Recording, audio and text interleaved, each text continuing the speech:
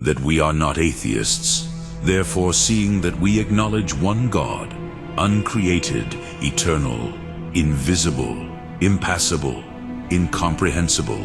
illimitable, who is apprehended by the understanding only, and the reason, who is encompassed by light and beauty and spirit and power ineffable, by whom the universe has been created through his Logos and set in order and is kept in being.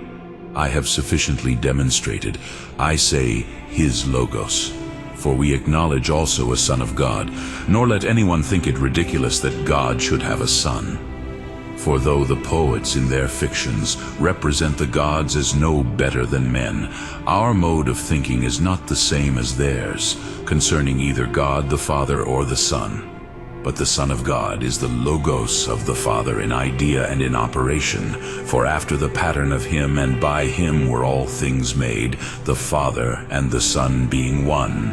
and the Son being in the Father and the Father in the Son, in oneness and power of Spirit. The understanding and reason of the Father is the Son of God. But if in your surpassing intelligence it occurs to you to inquire what is meant by the Son, I will state briefly that he is the first product of the Father, not as having been brought into existence. For from the beginning God, who is the eternal mind, had the Logos in himself, being from eternity instinct with Logos. But inasmuch as he came forth to be the idea and energizing power of all material things, which lay like a nature without attributes, and an inactive earth, the grosser particles being mixed up with the lighter, the prophetic spirit also agrees with our statements.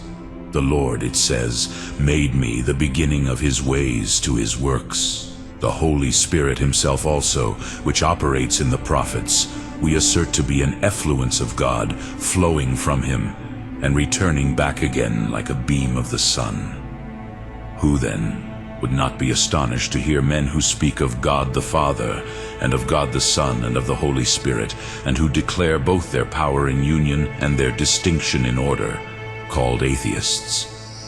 Nor is our teaching in what relates to the divine nature confined to these points, but we recognize also a multitude of angels and ministers, whom God, the maker and framer of the world, distributed and appointed to their several posts by his Logos, to occupy themselves about the elements and the heavens and the world